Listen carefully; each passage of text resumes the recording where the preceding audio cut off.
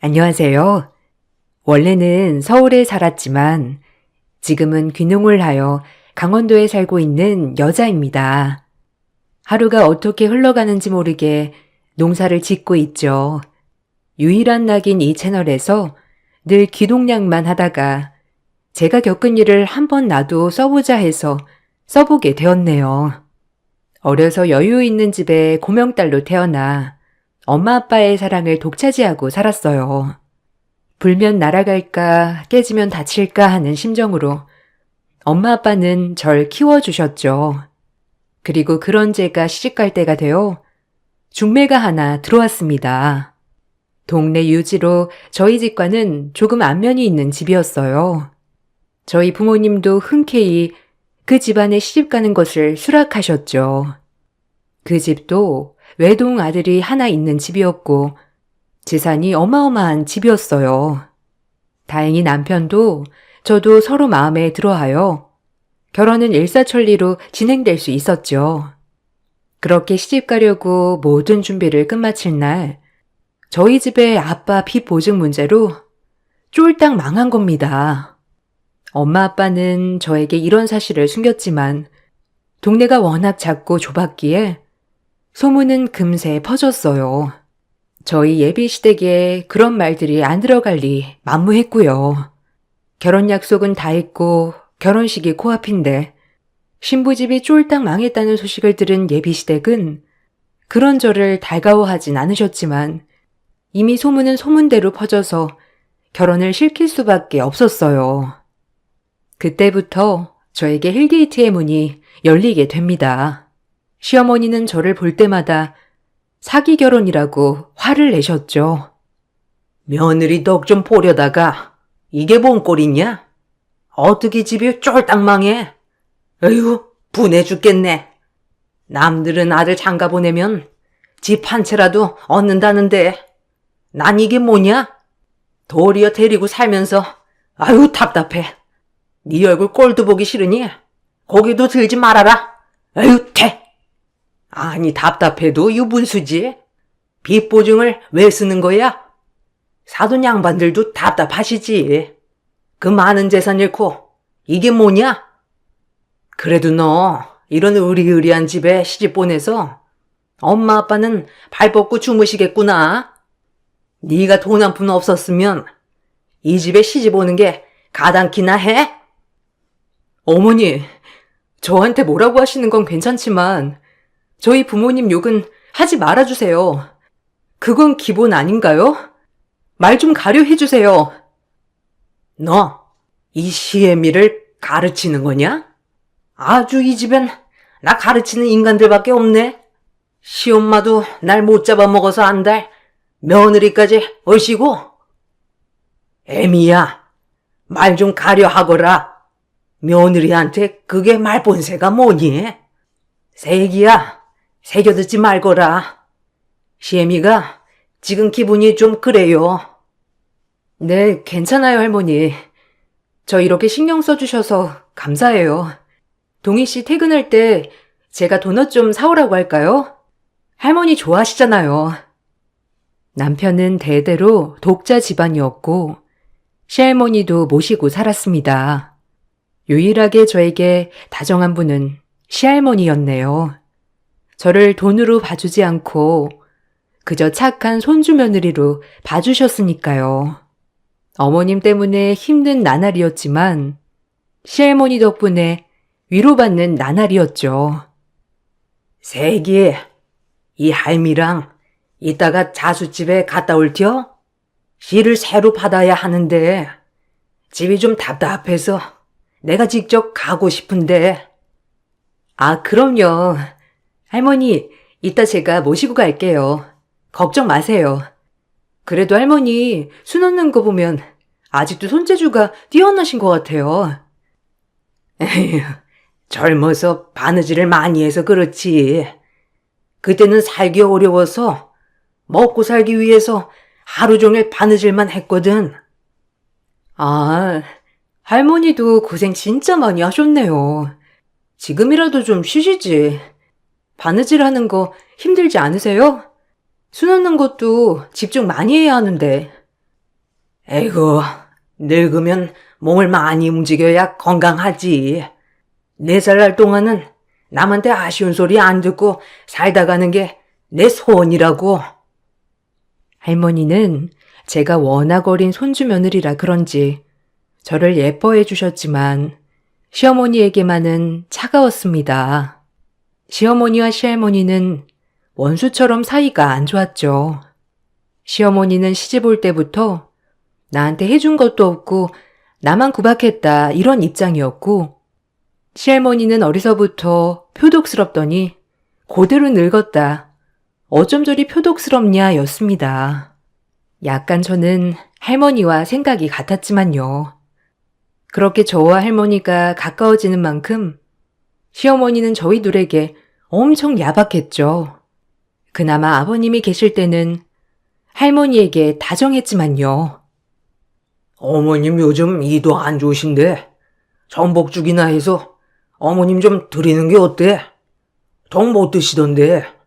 당신 어머님 건강 신경 쓰긴 하는 거야? 아유, 그럼요. 저도 마침 전복죽 하려고 했는데 당신이랑 아주 생각이 딱 맞아 떨어졌네요. 얘 새아가 전복 좀 닦아놔라. 전 그런 시어머니의 두 얼굴을 볼 때마다 소름이 끼쳤어요. 저야 뭐 워낙 마음에 안 들었던 며느리라 아무렇게 대하는 게 일쑤였지만, 시어머니는 할머니에게 시아버지가 계실 때랑 없을 때랑 딴판이었으니까요. 참 소름이 돋았죠. 하지만 시할머니도 이런 것이 익숙해 보였어요. 워낙 젊었을 때부터 그랬다고 했죠. 하지만 바깥일 하는 아들 스트레스밖에 하고 싶지 않아 혼자만 삭히는 거였고요. 어머님, 제가 전복죽 좀 끓여봤어요. 요즘 이도 안 좋으신데 식사도 통 못하셨잖아요. 제가 퍽 구웠으니까 이거라도 드셔보세요. 잘 먹은마. 네가 웬일이냐? 해가 서쪽에서 뜨겠다. 나 먹는 것도 신경 쓰고. 죽은 맛있네. 새아기가 했나 보구나. 어머니도 참.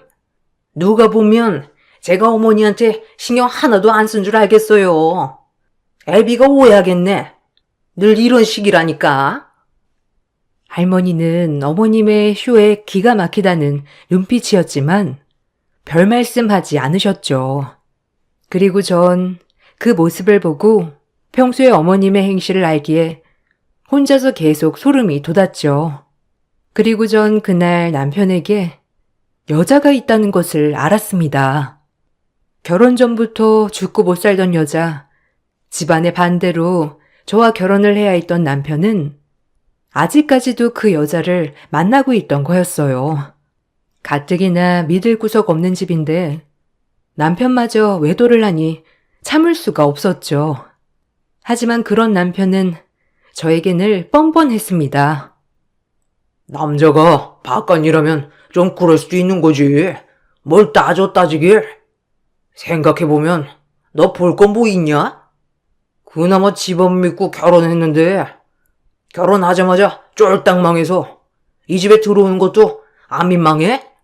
내가 그때 생각만 하면 화가 머리끝까지 나는 거 참고 있는 거야. 그러니까 찍소리 말고 그냥 살아. 이 집 사모님 행세라도 하고 싶으면 나 뭐 하는지 신경 쓰지 말고, 알겠어? 뭐라고? 그걸 지금 변명이라고 하고 있는 거야? 당신 그렇게 죽고 못 사는 여자 있었으면 난 자기랑 결혼 안 했어, 알아? 그럼 지금이라도 이혼해. 이혼하면 될 거 아니야. 내가 못할 줄 알아? 이젠 장인 장모 볼 것도 없어졌는데 내가 너랑 왜 사냐? 당신 정말 너무한다. 어떻게 나한테 미안하다고 말 한마디 없이 뻔뻔하게 나올 수가 있어? 그러고도 당신이 사람이야? 바람은 피우고도 당당한 남편을 보고 있자니 억장이 무너졌어요. 어려서 너무 곱게만 큰 제가 이런 일을 감당하기엔 너무 벅찼거든요. 하지만 절 더 힘들게 하는 건 다름 아닌 시어머니였습니다. 저희의 싸우는 소리를 듣고 저에게 엄청 화를 내시는 거였어요. 뭘 잘했다고 계집원성이 담장을 넘어? 남자가 사회생활하다 보면 실수할 수 있지. 네가 뭘 한다고 또박또박 말대답이야? 어머니도 같은 여자면서 어떻게 그런 식으로 말씀하실 수가 있어요? 입장 바꿔서 아버님이 바람 피웠으면 그러시겠어요? 뭐야? 나 참 기가 막혀서. 어디 시미한테 눈 동그랗게 뜨고 바락바락 대드는 거냐? 네 애미애비가 그렇게 가르치든? 엄마, 그만하세요. 제가 알아서 할게요. 그러니까 제가 결혼 안 한다고 했잖아요. 아유, 지겨워 진짜. 너도 그만해 이제. 바람은 피우고도 당당하게 나오는 시어머니와 남편을 보고 있자니 속이 뒤집어졌어요. 하지만 이 엄마는 할 수가 없었던 게 뱃속에 우리 아이가 자라고 있었기 때문이었어요. 전 그날 너무 큰 충격으로 복통을 호소하며 응급실에 갔습니다. 그리고 절박 유산이라는 판정을 받았어요. 절대 무리하지 말고 안정을 취해야 한다는 의사 선생님 말에 스트레스를 받지 않으려 노력했죠. 애기야, 괜찮냐? 사는데 무슨 땀을 이리 흘리는지. 아이고, 미안하다. 내가 손주 새끼 하나 잘못 키워서 남의 귀한 딸을 울리는구나. 아니에요. 할머니가 잘못은요. 근데 제 뱃속에 우리 아기는 어쩌죠? 더 이상 스트레스 받으면 안 된다는데. 내가 지켜주마. 걱정 말고 넌 아기 생각만 하고 몸 편하게 있으렴. 에휴, 동이가 지엠을 쏙 빼닮았어. 닮지 말아야 할 것을 닮아버려서 어려서부터 그리 욕심 없는 애로 키우고 싶었건만. 욕심 많은 것도 돈 먼저 생각하는 것도 지엠이야. 완전 판박이. 에휴. 동희 씨가 전부터 만나던 여자가 있었던 것 같은데 할머니는 모르셨어요? 전 아마 알았으면 결혼 안 했을 거예요. 애미가 너희 집 돈 보고 무조건 너랑 결혼해야 한다고 추진하는 바람에 돈 욕심 많은 동이도 그 만나던 여자 내팽개치고 너랑 결혼한 거다. 결혼해보니 별 볼 일 없는 것 같으니까 다시 만나는가 보더라. 내가 미안하다. 이 할미를 봐서 눈 한 번만 꼭 감아줘. 남자 바람을 두둔하는 건 아니지만 아기는 지켜야지 않겠니? 이런 말 하는 것도 염치 없지만 미안하다, 아기야. 결혼 전부터 만나던 여자와 결혼하고 싶었지만 능력 없는 여자라 바로 버렸다는 남편. 그리고 저와 결혼을 했지만 제가 별 볼 일 없어지자 사랑했던 전 여자친구를 찾아갔다는 소리를 들으니 남편이 얼마나 최악의 인간인지 이제서야 실감이 되더군요. 그리고 울면서 저에게 어머님과 남편 대신 사죄를 하는 할머니를 보고 있으니 저 또한 눈물이 나왔어요. 마음 같아선 갈라서고 싶었지만 하나밖에 없는 우리 아기, 아빠 없는 자식은 만들지 말아야겠다고 생각하며 참고 참았죠. 그나마 이 집의 버팀목은 할머니였어요. 다행히 아버님과 할머니가 저와 제 아기를 지켜주셨죠. 남편에게 사랑받는 건 애초에 포기했고요. 아이만 바라보고 살자 결심했어요. 우리 며느리가 아이 하나만 낳으면 내가 건물 하나 줄 거다. 그러니 이 시애비 믿고 아들 하나 딱 낳으렴. 알겠니? 감사합니다. 말만으로도 너무 감사해요, 아버님. 그래도 이렇게 태어나기도 전에 예뻐해 주셔서 아이가 복덩이가 될 것 같아요. 야, 너 이왕이면 아들 낳아야 한다. 우리 집 독자 집안인 거 알지? 그거라도 못하면 네가 이 집에 있을 이유가 없잖니. 안 그래? 아, 무슨 말을 그렇게 해? 애 낳는 공장도 아니고 당신 말 조심 좀 해. 내가 처음부터 느꼈는데 새아기한테 말끝마다 야, 너 뭘 보고 배우겠어? 아유, 그래요. 네, 알겠어요, 여보. 주의할게요. 이게 습관이 돼서. 아, 당신 식사하셔야죠. 밥 준비하게. 속으로 캐제를 불렀죠. 이렇게 시아버지와 시할머니는 이 집의 저의 유일한 편이었습니다. 시어머니는 시아버지에게 꼼짝도 못하셔서 찍소리도 못하였죠. 시아버지와 시어머니는 연애 결혼을 하였다고 했어요. 하지만 시할머니께서 시어머니의 욕심 많은 눈을 보고는 그렇게 반대를 하셨다고 해요. 시간이 지났음에도 시어머니는 그런 시할머니를 못마땅해 했죠. 시간이 흘렀고 저는 아들을 낳았습니다. 다행히 독자 집안이어서 시댁 식구들이 모두 다 좋아하였죠. 홀로 아이를 낳아도 남편은 변하지 않았어요.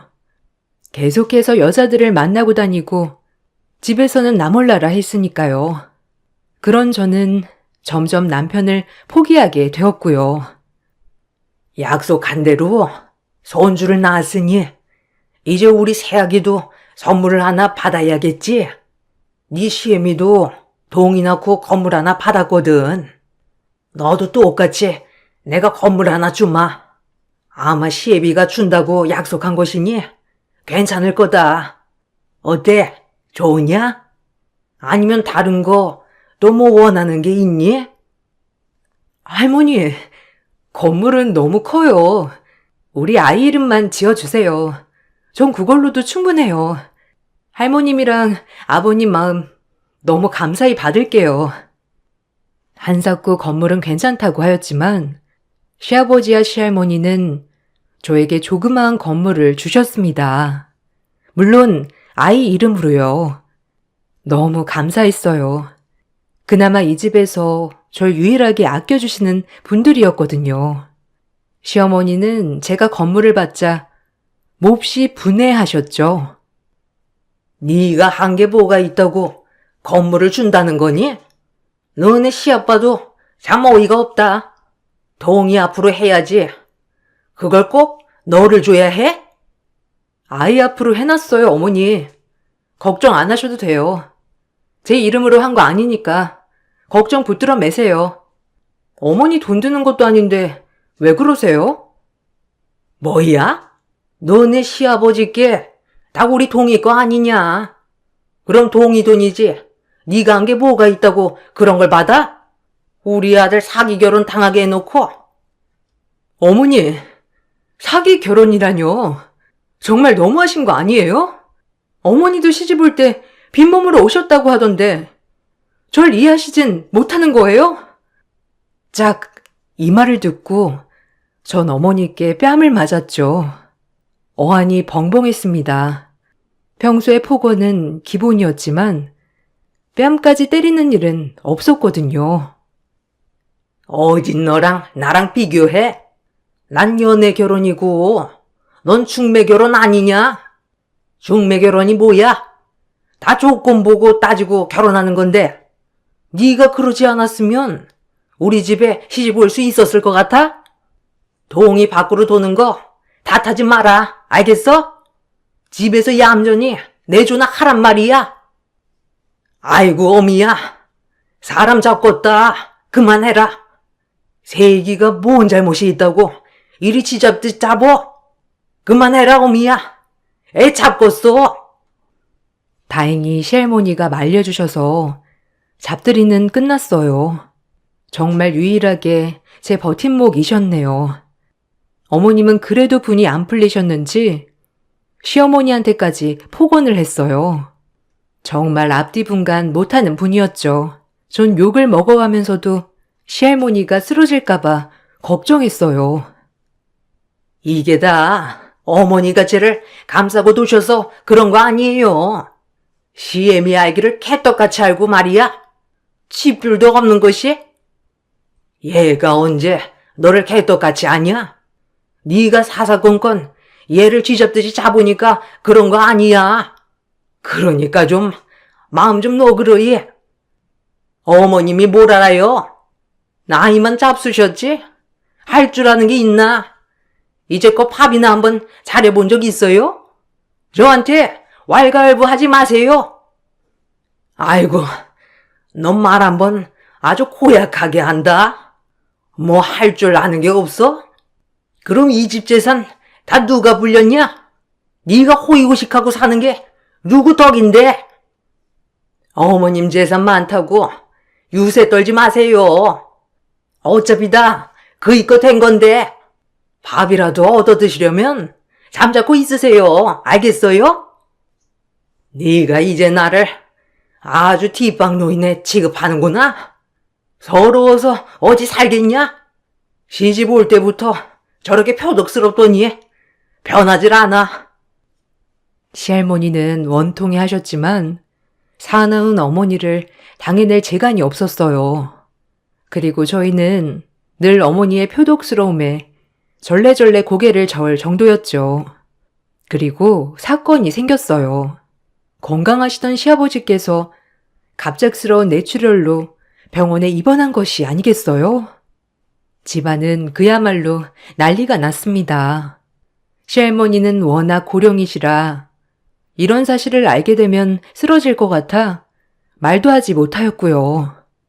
하지만 어머니는 무슨 이유에선지 아버님이 쓰러지신 것을 별 대수롭지 않게 여기셨죠. 꼭 감정 없는 로봇처럼 말이에요. 아버님 태어나시면 집에 있으셔야 할 것 같은데 그럼 할머님은 어쩌죠? 쓰러지실 것 같은데 혹시라도 무슨 일 생기면 어쩌죠? 노인네 죽을 때도 다 됐구만. 별걸 다 걱정한다. 넌 신경 쓰지 말거라. 때가 되면 죽어야지. 언제까지 살아있을 거야 정말? 어머니, 말씀이 지나치시네요. 할머니가 아무리 고령이지만 그래도 친정엄마 같으면 그렇게 말씀하실 수 있으시겠어요? 또 날 가르치지 아주. 너랑 뒷방 노인네만 아니면 나도 화 좀 가라앉을 텐데 내가 화가 가라앉을 틈이 없다 아주. 시어머니는 아버님이 쓰러지시자 기다렸다는 듯이 할머님에게 재산을 얼른 아들에게 양도하라고 강요했습니다. 무슨 꿍꿍이인지 엄청 재촉하셨죠. 시할머니는 어머님의 성화에 아주 못 견뎌 하셨어요. 저조차도 너무하다 싶었거든요. 어머니, 어차피 죽으면 동의아범 물려주실 재산 아니에요? 이거 미리 좀 달라는데 뭘 그렇게 안 들어주세요? 내가 죽으면 일어날 일을 왜 벌써부터 재촉하냐는 말이야. 너네가 내가 가지고 있는 재산 말고도 재산이 있는데 뭐가 또 필요하다고 벌써부터 내가 내놓을 것도 다 달라 해? 넌 처음부터 그래서 그게 문제였다. 애초부터 욕심이 그득그득 해가지고. 그 얘기 좀 그만하세요. 죽으면 짊어지고 갈 것도 아니면서 왜 양도 안 해주시냐고요? 어차피 줘야 할 거 동의 이름이라도 해주세요. 나 죽으면 어련히 줄 거 아니냐. 내가 자식이 여럿 있는 것도 아니고 동의 아범 딱 한 명인데 다 너네 거 아니냐? 아서라 내버려 둬. 요즘 아범도 안 보이고 무슨 일 있는 거냐? 나 모르는 일 있는 거 아니야? 요즘 낌새도 아주 이상해. 얼른 얘기해라. 어머님은 몰라도 되는 일이에요. 그리고 내일 변호사 올 거니까 도장만 찍으시면 돼요. 준비하세요. 아셨어요? 제가 보기에도 이건 아니다 싶었어요. 아버님 쓰러진 틈을 타 할머님이 가지고 있는 재산까지 지금 다 양도하라니요. 하지만 어른들 일에 쉽게 끼어들 수 없어 가만히 보고만 있었죠. 시할머니는 그렇게는 안 된다고 길길이 날뛰었지만 제 남편까지 합세하여 할머니 재산을 노리는 바람에 어쩔 수 없이 도장을 찍는다고 하였어요. 너무 안쓰러웠습니다. 힘없는 할머니가요. 그렇게 할머니는 도장을 찍었고 시어머니가 이런 일을 일부러 노린 건지 그 다음날 시아버지는 병환이 악화되어 돌아가셨어요. 시할머니는 아버님의 병환을 듣고 충격으로 쓰러지셨고요. 갑작스러운 아버님의 부재가 저희에겐 큰 충격으로 다가왔지만 어머니와 남편은 어느 정도 예상을 했는지 차근차근 장례 준비를 하였죠. 그리고 아버님의 장례가 끝이 나고 저희에겐 더 큰 일이 일어나고 있었습니다. 발인을 끝마치고 집으로 돌아오는 길, 시어머니가 저와 시할머니에게 어디 좀 가자고 하더군요. 어머님이랑 너, 나랑 좀 어디 가자. 어머님도 옷 챙겨 입으세요. 저희 갈 데가 있거든요. 추우니까 따뜻이 입으시고요. 어딜 간다는 거냐? 지금 애비 장례 끝나자마자 우리가 어딜 구경 갈 그런 게 아니잖니. 난 좀 쉬고 싶다. 할머님이 연세에 비해 매우 건강하시지만 연세가 99세셨기 때문에 지금은 많이 노쇠해지셨죠. 그리고 할머님은 가고 싶어 하지 않으셨어요. 그에 비해 어머님은 너무나도 빨리 가자고 재촉을 하셔서 저와 할머니는 나갈 채비를 준비해야 했어요. 어디 가시는 건데요? 그럼 우리 영철이는 어떡하고? 동희 씨한테도 말을 해야 할 것 같은데 저희 셋이만 가는 건가요? 저의 말을 묵살하시곤 혼자 차를 끌고 저희를 태워 도시 외곽으로 나갔습니다. 그리고 얼마나 달렸을까요? 고속도로 한 휴게소에 도착했습니다. 휴게소에 도착하자 어머님은 저희에게 화장실에 가자고 하더군요. 전 거동이 불편하신 시할머니를 모시고 화장실을 다녀온다고 하였죠. 그리고 할머니를 부축하여 화장실에서 나왔을 땐 시어머니 혼자 차에 타 저희를 기다리고 있었고요. 동희 아범도 죽고 없는 마당에 우리 이제 각자 갈 길 가야겠지요. 내 돈만 축내는 밥벌어지들. 이제 여기서 안녕합시다. 네? 어머니, 무슨 소리세요? 차문 여세요. 장난치지 말고. 할머님 많이 연로하신데 지금 뭐 하시는 거예요? 얼른 문 여세요. 시어머니는 그 한마디를 하고 떠났습니다. 저랑 할머니는 졸지에 휴게소의 낙동강 오리알 신세가 되었죠. 어이가 없더군요. 이게 지금 무슨 일이 일어난 거냐? 애미가 그냥 간 거야? 우리를 두고? 우리가 버림받은 거란 말이야? 하나 참. 그렇게 할머님과 저는 충격을 뒤로한 채 앞으로 어떻게 해야 할 건지 의논하였어요. 너무 노쇠해지신 할머님을 모시고 일단은 모텔방을 잡았습니다. 방을 잡으면서도 이게 맞는 것인가 하는 의문이 들었지만 방도가 없었죠. 전화를 받지 않는 남편 그리고 시어머니. 한참이 지나서 연락이 닿은 남편의 말이 저희를 더욱더 아프게 했습니다. 이게 어떻게 된 거야? 지금 우리 버림받은 거야? 자기도 어머님이랑 함께 동조한 거지? 나는 그렇다 치고 어떻게 할머니한테 그럴 수 있어? 어차피 노망난 노인네 아니야. 그리고 이제 죽을 때도 됐는데 그렇게 예뻐하는 손주 며느리가 임종까지 보면 좀 좋아? 뭐? 어떻게 말을 그렇게 할 수가 있어?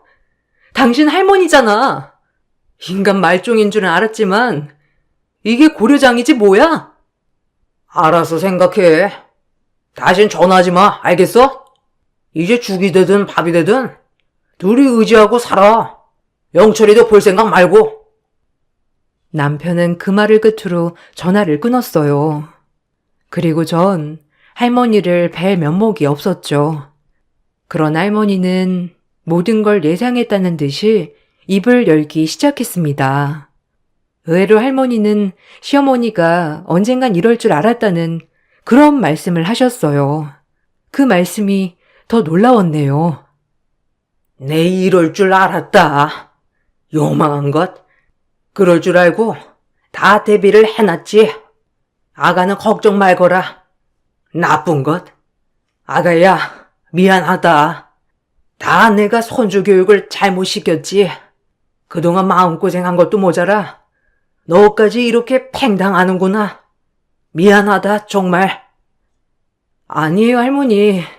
몸 걱정 먼저 하세요. 그럼 일단 내일부터는 어떻게 할까요? 전 괜찮지만 할머니는 잘 드시고 잘 쉬셔야 해요. 내일 서울에 가서 김문현 변호사를 만나거라. 그 사람이랑 얘기하면 될 거다. 그럼 다 해결될 거야. 그러니 너무 걱정 마. 변호사요? 이분은 저희 집에 자주 드나드는 변호사님 아니세요? 아, 일단 알겠어요. 내일 꼭 뵙도록 할게요. 그렇게 전 할머니 말씀대로 다음날이 되어 저희 집 변호사님을 찾아갔습니다. 김문현 변호사님은 할머님이 이런 일을 대비하여 많은 준비를 해놨다고 하셨죠. 처음부터 재산 보고 이 집에 시집온 시어머니를 단번에 알아보신 시할머니는 그때부터 절대 시어머니에게 재산이 안 가게끔 철저히 준비를 해놨다고 했어요.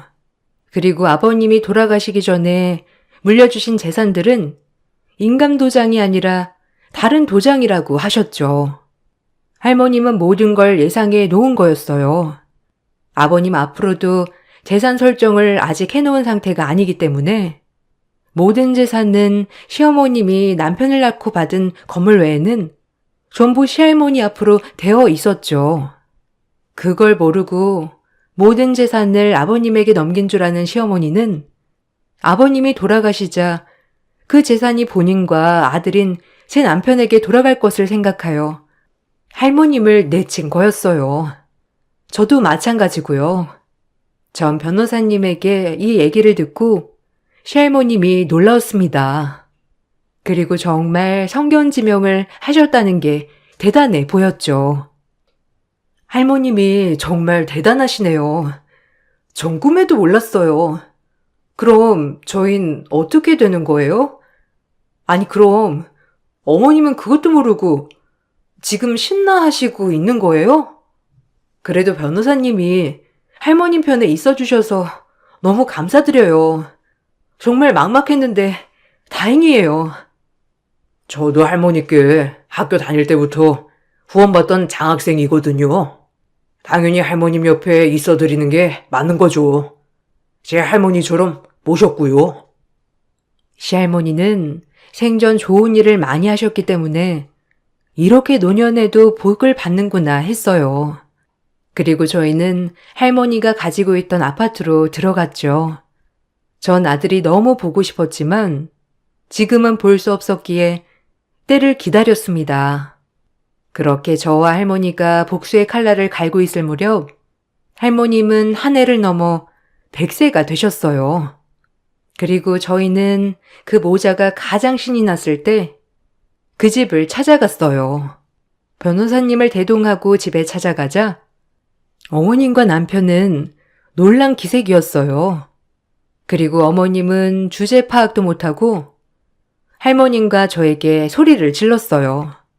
아주 우스웠네요. 그리고 전 한 뼘 더 자란 제 아들을 드디어 만날 수 있게 되었죠.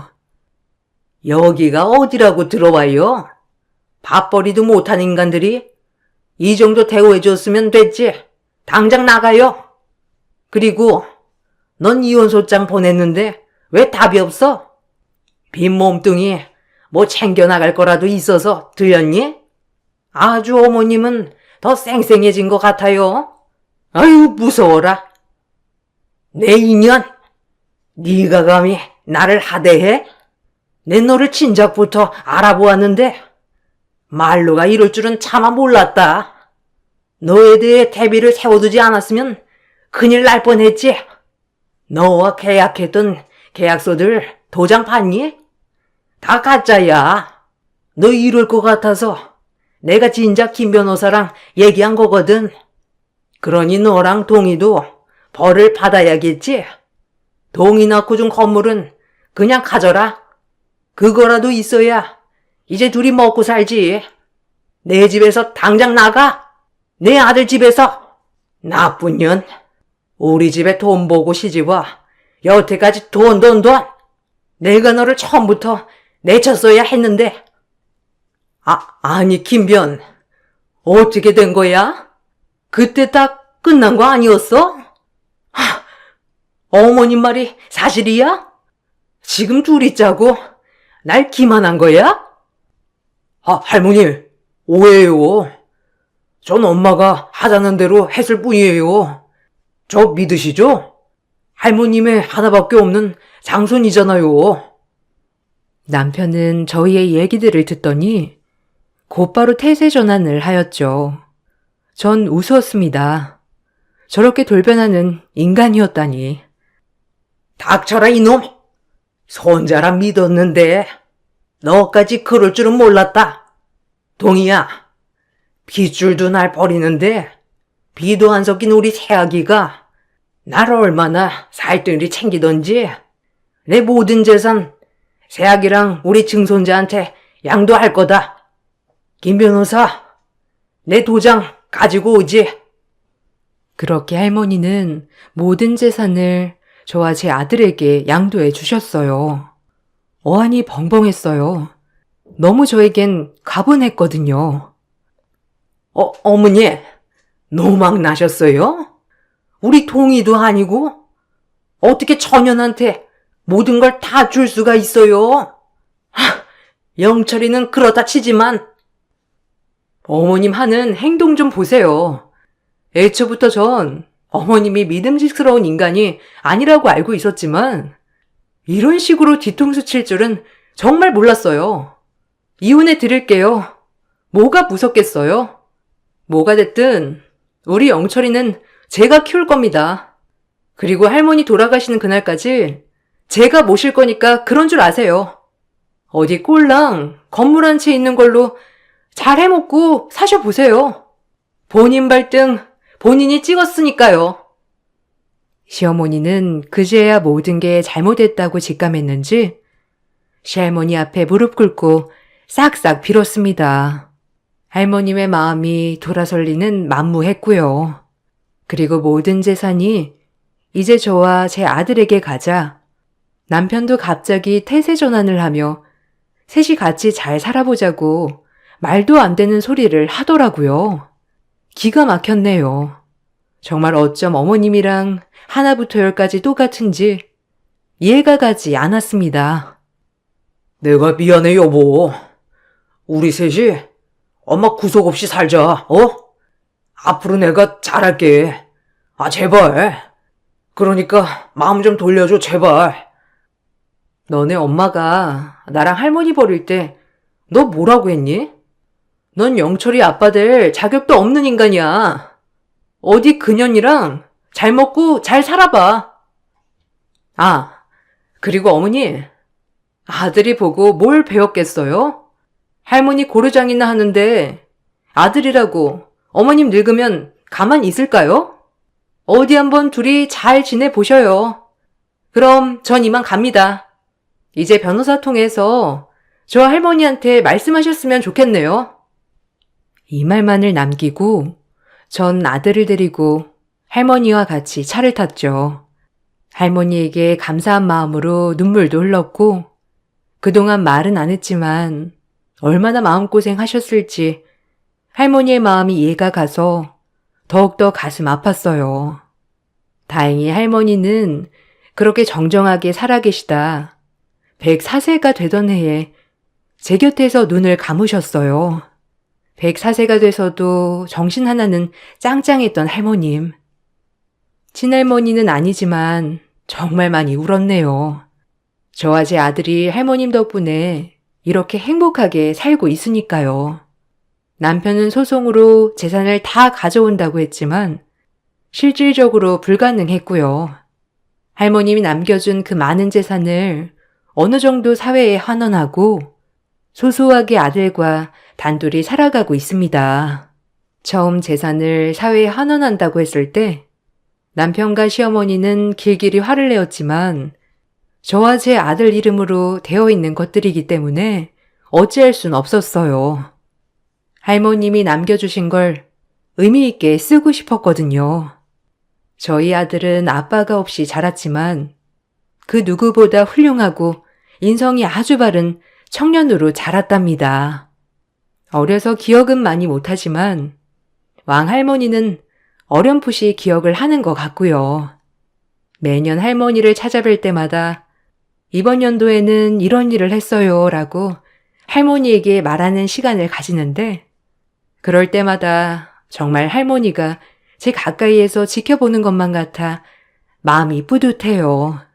혈연으로 엮여 있는 건 아니지만 그 누구보다도 저를 사랑해 주셨던 할머니가 오늘은 더욱 그리운 날이네요. 지금은 귀농해서 욕심 없이 살고 있는 이 삶이 제일 행복해요.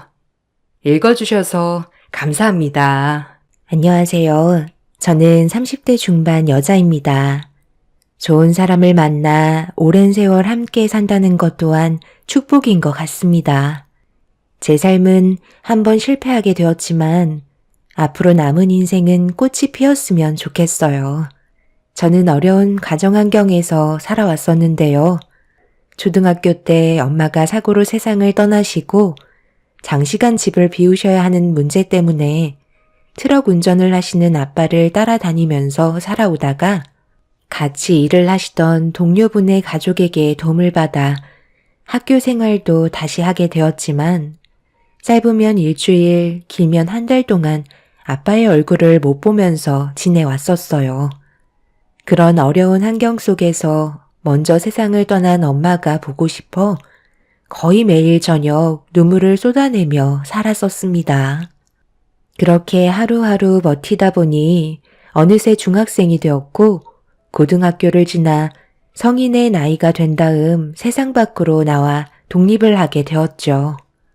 정말 외롭고 힘든 날들을 이겨낸 뒤에 찾아온 또 다른 삶은 저에게 많은 걸 주는 게 아닌 많은 걸 잃게 만드는 또 다른 길이었어요. 열심히 일해서 벌어온 돈은 모으기가 무섭게 여기저기에서 빠져나갔고 빚을 갚는데 대부분 사용이 되었죠.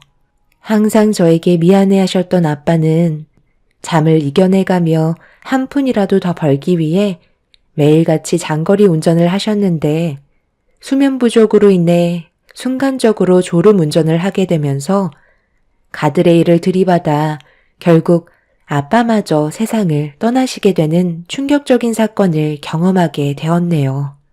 아빠와 단둘이 개인적으로 시간을 보낸 적은 기억도 나지 않을 만큼 함께한 날들이 너무 적었더라고요. 좋았던 추억이라고 해봐야 아빠가 트럭 운전하시는 모습을 옆에서 지켜보던 기억밖에는 없었죠. 열심히 살면 행복이 찾아올 거라 생각했던 것과 다르게 저에게는 항상 불행만 가득했었어요. 이런 제 삶이 너무 싫었고 왜 살아가야 하는지 의미조차 알지 못했어요. 그저 숨만 붙어있는 제 삶이 너무 싫게만 느껴졌습니다. 부모님이 안 계시다 보니 저는 더욱더 소극적으로 바뀌게 되면서 매일같이 일이 끝나면 퇴근하고 집에 들어가 밖으로 나오지 않았습니다. 제 주위에 있는 사람들은 전부 다 세상을 떠나는 것 같은 느낌이 들어서 소중한 사람을 곁에 두고 싶지 않았어요. 그렇게 살아오다 보니 어느새 30대가 되어버렸고 제 삶을 받아들이며 살아가게 되었죠.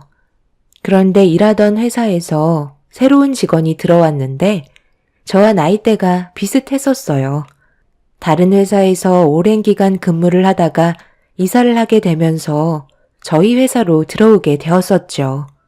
경력도 나쁘지 않았고 동료들에게 일을 잘한다고 인정까지 받을 정도로 열심히 하는 모습을 봐왔었어요.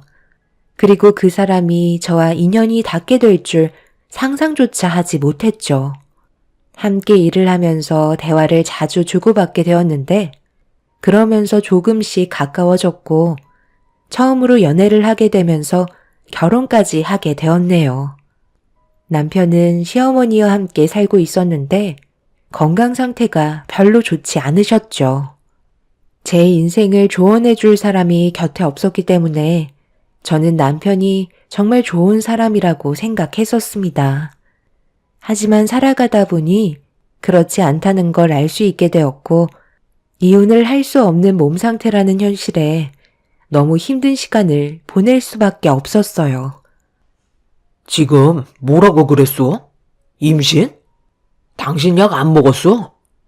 어떻게 임신이 될 수 있는 거지? 우리는 상황이 안 좋아서 아기를 낳으면 안 된다고 얘기했었잖아. 우리 엄마 하나 간병하는 것도 얼마나 힘든데 임신까지 하게 되면 앞으로 돈 나갈 때가 훨씬 많아지잖아.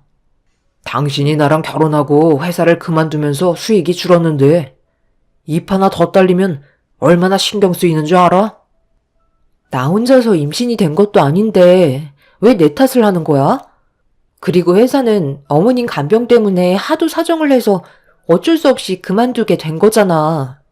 나도 이런 불안정한 가정 환경 속에 임신을 하게 된 게 좋은 줄 알아? 어쩔 수 없는 상황이니까 받아들일 수밖에 없잖아. 당신이 그렇게까지 정색하지 않아도 출산하면 회사로 복귀할 테니 걱정하지 마. 누가 회사에서 당신 받아준다고 했어? 그냥 쓸데없는 말 하지 말고 어머니 간병이나 신경 써. 그래야 내가 집안일에 관여를 안 할 거 아니야? 요즘 보면 어머니 안색도 많이 안 좋으신데 조금이라도 불편한 거 있으시면 신경 좀 써드리고. 내가 당신이랑 결혼한 이유가 어머님 간병이나 보려고 당신 택한 줄 알아? 임신한 나한테 어떻게 그런 말을 할 수가 있어? 내가 지금 얼마나 힘든지 당신은 알아? 병원에서도 오래 버티지 못하실 것 같다고 해서 별로 도움이 되지도 않는 약만 드리다 보니 매일 고통받고 계신데 당신은 어머님이 걱정도 안 되는지 술이나 퍼먹고 들어오고 집안의 가장으로서 참 잘하는 짓이다. 우리 아빠는 예전에 가족을 위해 잠 한숨 못 자가면서 얼마나 열심히 살아오셨는지 알아? 그렇게 미련하게 행동하시니까 결국 세상을 떠나신 거지. 나처럼 회사에서 쌓인 스트레스 술로 풀고 즐기면서 살아야 삶의 질이 높아지는 거야. 내가 평생 죽어라 일만 하고 집에 들어와서 엄마 간병하면서 살아가려고 태어난 줄 알아? 그럼 나는 뭐 이런 삶이 좋아서 결혼을 했겠어? 이럴 거면 나한테 왜 잘해준 거야? 나 혼자 사는 게 훨씬 행복했었다고. 뭐 어쩌겠어. 이게 당신 인생인데. 그렇다고 뱃속에 있는 아이 지울 건 아니잖아. 어차피 낳아서 키울 거면 그냥 현실을 받아들이고 살아. 그래야 마음이 편한 거야. 스트레스 받는 게 태아에게 얼마나 많은 영향을 끼치는지 알고 있지? 그만들 좀 해라. 어떻게 된 게 얼굴만 봤다 하면 서로 못 잡아먹어서 안달이야. 내가 이 꼴 보려고 너희 결혼 허락한 줄 알아? 하루가 멀다 하고 남편과 싸우는 일은 점점 더 많아지고 있었어요. 이런 삶이 매일 지속되다 보니 저도 점점 지치게 되면서 남편과 그만하고 싶은 마음을 지울 수가 없었죠. 제가 어쩔 수 없이 결혼 생활을 이어가는 건 뱃속에 아이도 있지만 한 번 만든 인연 쉽게 끊어낼 수 없다고 시모와 함께했던 소중한 순간들이 제 발목을 잡고 있었습니다. 남편과 함께하는 시간보다 시모와 함께 지내는 시간이 훨씬 길었기 때문에 그만큼 정도 많이 들었던 것 같아요. 더군다나 췌장암으로 힘들어하셔서 제 마음이 더 안 좋게 다가오고 있었죠. 하필 시어머니는 제 어렸을 적 저희 엄마와 느껴지는 분위기가 너무 비슷했었어요. 그래서 더 마음이 쓰였고 몸 상태가 좋아지시길 간절히 바랐었습니다.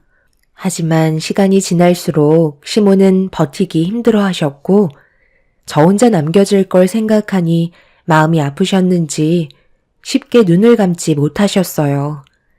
매일 하시는 말씀이 제가 너무 불쌍하다며 미안하다는 말을 반복하셨네요. 이런 힘든 상황 속에 남편이 하루빨리 정신을 차리고 정상적인 삶으로 돌아간다면 더는 바랄 게 없다고 생각했었어요. 큰 거를 바라는 것도 아닌데 한 번 사는 인생 제 마음대로 되는 게 하나도 없어 우울증은 날이 갈수록 심해졌고 남편의 날뛰는 모습은 저를 더욱더 힘들게 만들었습니다. 이런 생활을 반복해서 살다가는 저도 제정신이 아닐 것 같아 모처럼 일찍 퇴근한 남편과 진지하게 대화를 주고받았어요. 하지만 제가 원하는 답을 쉽게 주지 않았습니다. 당신은 가사를 하고 나는 밖에서 사회생활을 하는데 도대체 뭐가 문제라는 거야? 우리 엄마 간병하는 게 그리 싫어? 지금 내 말 뜻을 못 알아먹는 거야? 당신이 회사에서 힘들게 일하는 거 내가 모르는 거 아니잖아. 그런데 어머님이 하루가 다르게 몸 상태가 점점 안 좋아지고 계시는데 언제까지 이런 식으로 살아갈 수는 없는 거 아니야? 당신은 어머님이 세상을 떠나셨으면 좋겠어? 나는 우리 부모님이 내 곁을 떠나셨을 때 정말 하늘이 무너질 것처럼 너무 괴롭고 슬펐는데 당신은 어머님을 짐처럼 생각하는 것 같아. 그래도 당신을 낳아주신 분이잖아. 그럼 기본적으로 해야 될 도리는 하고 다른 일을 하는 게 맞는 거 아니야? 나도 점점 배가 불러오고 몸도 무거워지는데 그래도 남자인 당신이 조금이라도 도와준다면 우리 모두 행복하게 살아갈 수 있을 거라고. 내 뱃속에 있는 우리 아이한테도 앞으로 좋은 아빠 엄마가 되어야 할 텐데 언제까지 불평만 늘어놓고 살 수는 없잖아. 내가 이렇게까지 부탁하는 건 정말 너무 힘들어서 그래. 도와줄 수 있는 거지? 생각 좀 해볼게. 솔직히 나 당신이랑 결혼하기 전에 정말 많이 힘들었거든. 회사에서 생활하는 게 즐거울 정도였어. 집에만 오면 고통받고 있는 엄마의 모습을 보고 있는데 한숨밖에 안 나오더라고. 그런데 당신이랑 결혼을 하고 나서부터 이제야 숨통이 좀 트였는데 이것까지 양보하라는 건 너무한 거 아니야? 조금만 더 고생해줘. 의사가 그랬잖아. 길어야 몇 달이라고. 약으로 버티는 것도 한계가 있다는데 목숨줄 부여잡아 봤자야. 시간이 다 해결해 주니까 그때 돼서 여행도 좀 가고 우리끼리 좋은 시간 보내면 되잖아.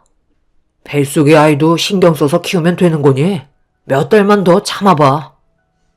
당신 지금 그게 말이라고 하는 거야? 그러니까 어머님이 하루라도 빨리 세상을 떠나셨으면 좋겠다는 거네? 누구 때문에 당신이 이 세상에서 살아 숨쉬고 있는 건데 조금의 감정도 없이 그런 막말을 아무렇지도 않게 뱉는 거야? 이런 사람이었다는 걸 미리 알았다면 나는 당신이랑 결혼도 하지 않았을 거야. 앞으로 투명 인간 취급하면서 살 테니까 모든 건 혼자서 알아서 해. 당신이랑 엮여있는 모든 것들 하나도 도와주지 않을 거니까. 내가 그동안 살면서 알았던 사람들 중에 남편이라는 당신이 이 세상에서 제일 모진 사람 같아. 차라리 이렇게 살 바엔 그냥 이혼하고 각자의 삶으로 돌아가는 게 훨씬 낫겠어.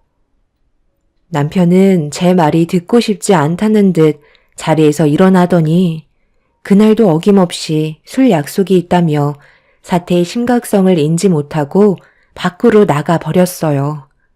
저는 그날 정말 많은 눈물을 쏟고 말았습니다. 화가 나기도 했지만 뱃속에 있는 아이한테 저런 사람을 아빠라고 소개해주고 싶지 않았어요. 남편과 대화하는 걸 전부 다 듣고 계셨던 시모도 남편의 말들이 충격으로 다가왔는지 숨죽이며 흐느끼고 계셨습니다. 그렇게 자포자기한 상태로 제 할 일을 묵묵히 해가며 남편과는 남남인 것처럼 집에서도 서로 아는 체 하지 않고 지내왔었어요. 시모의 건강 상태는 더욱더 악화가 되어갔고 힘겹게 버티시다가 결국 손주가 태어나는 것도 못 보신 채 세상을 떠나시고 마셨네요. 떨리는 손으로 남편에게 전화를 했고 남편은 제 말이 끝나기가 무섭게 집으로 들어오더니 눈물 한 방울도 흘리지 않은 채 저에게 그동안 수고했다는 말을 꺼내고 있었어요. 당신 어머님이 세상을 떠나셨는데 어떻게 눈물 한 방울 흘리지 않아? 지금 나보고 수고했다는 말이 나와? 그럼 내가 뭐라고 그래? 그동안 우리 엄마 간병한 거에 대해 수고했다고 얘기한 것 뿐이잖아. 덕분에 나는 편하게 지낼 수 있었고, 이제는 내 삶을 찾게 됐는데, 당연히 당신한테 고마워해야지. 임신하고도 10달 내내 간병하는 게 쉬운 건 아니잖아. 그래서 이제 당신한테도 자유를 줄 생각인데 괜찮지? 나한테 입이 닳도록 얘기했던 거 이제 들어주려고. 나도 진지하게 생각해봤는데 이혼하자고 얘기했던 거 들어줄게. 나도 당신이랑 사는 게 좋은 것만은 아니었어. 간병해줄 사람이 필요했던 것 뿐이니까. 당신을 이용한 건 맞는데 그래도 사랑이 있으니까 결혼을 한 거지. 내가 아무하고나 살림을 차리겠어? 그동안 내가 당신한테 힘들게 한 게 있으면 이제 그만 털어버리고 새 삶을 살았으면 좋겠어. 한 번뿐인 인생은 소중한 거잖아. 나도 자유라는 걸 느껴보고 싶다. 아이가 태어나도 너무 걱정하지 마. 양육비는 지원해 줄게. 나한테 자유가 찾아왔는데 그 정도도 못 해주겠어? 그래서 내가 임신은 절대 안 된다고 했던 건데 당신만 힘들어지게 생겼잖아. 어머님이 세상을 떠나시니까 이제야 본색을 드러내는 거야? 이혼을 하자고? 지금까지 힘들게 어머님 간병한 나를 폐기 처리하겠다는 거네? 왜? 뱃속에 있는 아이가 당신의 인생길을 가로막을 것 같니? 또다시 발목을 잡힐까봐 그게 두려워서 이혼을 하자는 거야? 혼자서 살아가는 게 얼마나 외로운지 당신은 안 살아봤으니까 모르는 거야. 나는 한평생 그렇게 살아왔기 때문에 너무나 잘 알거든? 원하는 대로 한번 살아봐. 시간이 지나고 분명 뼈저리게 후회할 날이 올 거야. 남편은 더 이상 제가 필요 없다며 그 자리에서 이혼 서류를 내밀었어요. 기다렸다는 듯이 모든 걸 준비한 상태였습니다. 저도 더 이상의 미련은 남아있지 않아 서류에 서명을 하게 되었고 시모의 장례를 진행하게 되었네요. 남편은 장례식이 끝나자마자 서둘러 자신의 새로운 삶을 살아가길 바랐습니다. 남편과 이혼을 하고 남겨진 건 뱃속에 있는 아이밖에 없었고 순식간에 너무 많은 사건들이 저를 힘들게 했는지 진통이 시작되면서 고통스러워지자 서둘러 산부인과를 찾아가게 되었어요. 그렇게 혼자서 이를 악물고 출산을 하게 되었고 그동안 뱃속에서 고생 많았을 아들을 품에 안아볼 수 있었습니다. 남편과 이혼을 할 때 받았던 위자료와 그동안 제가 살면서 모았던 돈들로 다른 지역에서 새로운 삶을 시작하게 되었어요. 정말 개차반 같았던 남편이 제 옆에서 속을 썩이는 것보다 차라리 아이와 단둘이 살아가는 게 훨씬 더 행복할 것 같았습니다. 그렇게 시작된 또 다른 삶은 저에게 많은 변화를 주었고 제 아들에게는 저와 같은 아픔을 물려주지 않기 위해 열심히 살아갔습니다. 그런데 연락 한 통 없었던 남편이 어느 날 저에게 전화가 왔더라고요. 당연히 받지 않았는데 문자를 남겼길래 확인을 해보는 순간 너무 놀라 핸드폰을 떨어뜨리고 말았습니다. 전송된 사진 한 장과 남편이 아닌 다른 사람이 남편의 핸드폰으로 저에게 보낸 문자였어요. 어쩔 수 없이 남편의 핸드폰으로 전화를 하게 되었고 의문의 여자가 알려주는 위치로 가서 직접 확인해 볼 수밖에 없었습니다. 그렇게 도착한 곳은 어느 아파트 건물이었는데 택시에서 내린 저를 보며 누군가 다가왔고 그 사람을 뒤따라 건물 안으로 들어갔어요. 딱 봐도 비싸 보이는 아파트였는데 엘리베이터는 30층에서 멈추었고 안내를 받아 문 앞에 서니 누군가 문을 열어주었습니다. 저와 처음으로 마주하게 된 한 여자는 표정이 상당히 불편해 보이는 상태였어요. 저와 나이대가 비슷해 보이는 여자는 저를 안내해 방문을 여는 순간 남편이 호흡기를 달고 있었습니다. 핸드폰에 전송되어 있던 사진과 똑같은 모습을 보고 있는데 제 옆에 있던 여자가 눈물을 흘리면서 갑자기 저에게 무릎을 꿇으며 부탁을 하기 시작했어요. 두 분이서 이혼하셨다면서요? 저도 그냥 가볍게 즐기려고 만난 사이였는데 이 사람이 집착이 하도 심해서 제가 싫다는데도 끝까지 달라붙더라고요. 그래서 사람 하나 괜찮아 보여서 진지하게 만나보기로 했거든요. 제가 외로움을 많이 타는 성격이라 이 사람의 자상함에 결국 빠져버렸고 결혼까지 생각하며 연인 사이로 지내고 있었는데 저희 집에 부모님이 연락도 없이 찾아오셔서 이 사람이 집에 숨어 있다가 들켜버렸는데 저희 아빠가 화가 많이 나셨는지 난리를 치셨거든요. 그런 와중에 이 사람이 도망을 치는 걸 아빠가 사람들을 시켜서 붙잡으라고 지시를 내렸는데 그런 안 좋은 상황 속에 교통사고가 나게 되면서 얼굴만 빼고 전신 마비가 되어버렸어요.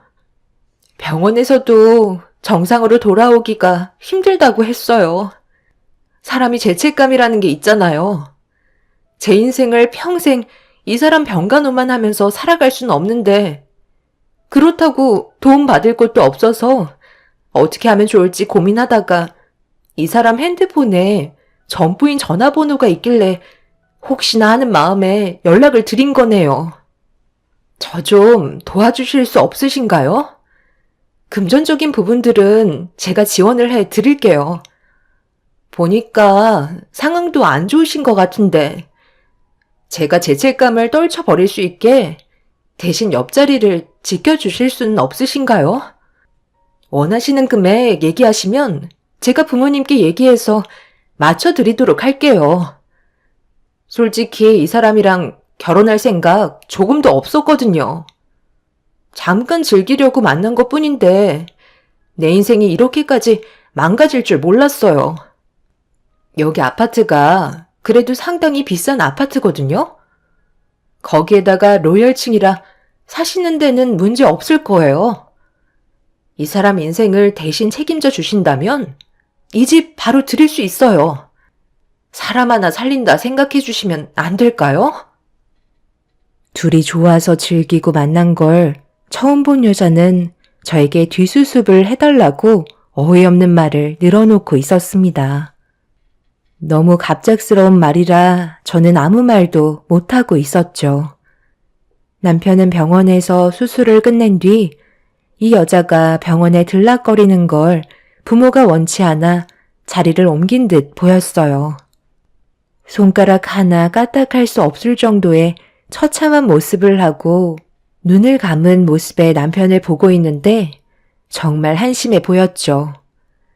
자유의 몸이 됐다고 기뻐하던 사람이 몇 달 만에 얼굴만 빼고 전신 마비가 되어 있는 상태로 제 앞에 누워 있는 걸 보니 그동안 저한테 주었던 아픔에 대한 업보 같았습니다. 여자는 잠시 뒤 남편이 깰 거라면서 대화할 수 있는 시간을 주겠다며 자리를 피해 주었어요. 저는 아무 말 없이 그 모습을 지켜보고 있는데 잠시 뒤 남편이 고통스러운 얼굴로 눈을 떴고 힘겹게 누군가를 부르길래 제가 남편 앞에 모습을 드러냈습니다. 정말 한심하다. 자유를 찾겠다던 놈이 결국 이 꼴을 하고 누워있는 거야? 그러게 왜 하지도 않던 짓을 해서 이런 끔찍한 상황까지 만들어? 내가 뭐라고 그랬어? 언젠가 후회할 날이 찾아올 거라고 했지? 손가락 하나 까딱할 수 없을 정도라며?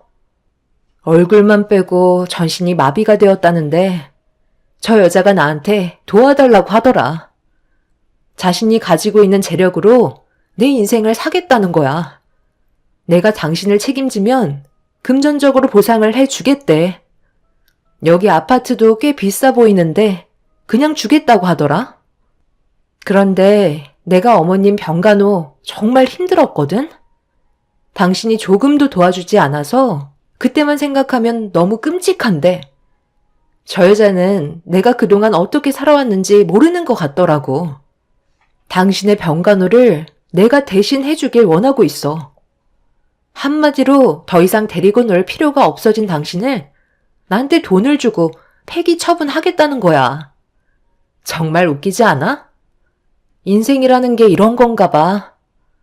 결국 자기가 저지른 잘못된 행동에 대해서는 분명 그에 따른 처벌이 뒤따른다는 거야.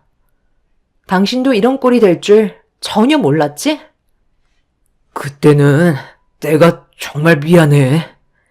지금 생각해보니까 당신한테 그동안 못된 짓만 골라서 한 것 같아. 충분히 후회하고 반성하고 있어. 내 옆에 있어주면 안 될까? 많은 거 바라지 않을게. 부탁이야. 그래도 우리 좋았던 기억들도 많잖아.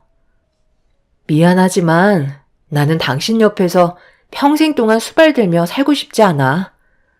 저 여자도 지금 당장 나한테 모든 걸 떠넘기고 싶어서 금전적으로 지원해준다고 하지만 시간 좀 지나면 또 다른 모습으로 나를 대하겠지.